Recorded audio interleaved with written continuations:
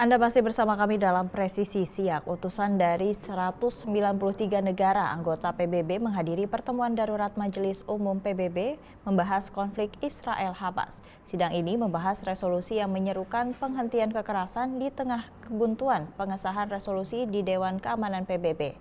Selengkapnya dilaporkan tim VOA. Dalam pertemuan darurat Majelis Umum PBB membahas ketegangan di Timur Tengah. Wakil Palestina menyoroti tewasnya 7.000 lebih warga Palestina, yang sebagian besar warga sipil sejak Israel menyerang jalur Gaza. Nothing can justify the killing of a single Palestinian child.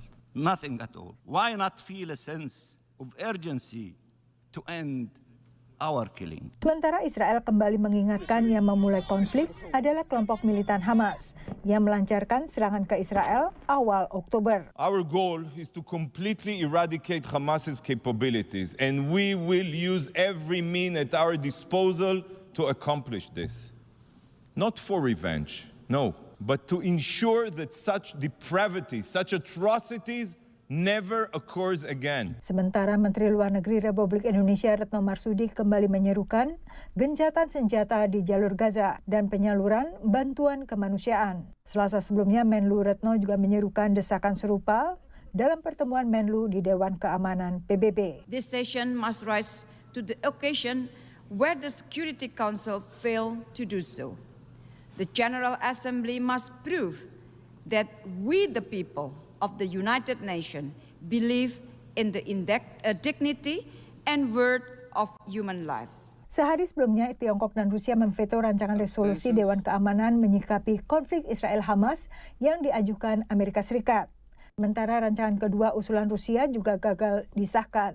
Hingga Kamis waktu New York, 4 rancangan resolusi telah gagal karena penolakan negara anggota tetap Dewan Keamanan PBB. Rancangan Brazil dan rancangan pertama usulan Rusia ditolak Amerika karena dianggap kurang tegas mengecam Hamas. Sementara rancangan resolusi usulan Amerika Serikat ditolak Tiongkok dengan Rusia karena tidak menyerukan gencatan senjata, melainkan sekedar jeda kemanusiaan untuk menyalurkan bantuan kemanusiaan.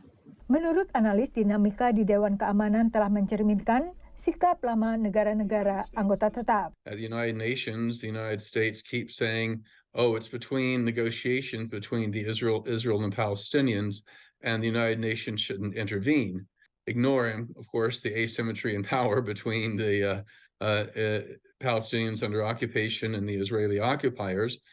Sementara analis lain dalam sebuah webinar oleh Brookings Institution memahami posisi sulit Amerika Serikat di bawah Joe Biden. Biden's approach, therefore, has been to hug Israel and to try to push it where he thinks it would be. Biden has called and pushed privately for a lawful conduct of war, which does not, unfortunately, mean a bloodless one or one with low damage. Meski melibatkan 193 anggota Majelis Umum dibandingkan 15 anggota Dewan Keamanan, sebuah resolusi Majelis Umum PBB bersifat tidak mengikat, sehingga dampaknya tak sekuat resolusi oleh Dewan Keamanan PBB. Dari Washington DC, Yuni Salim dan tim VOA.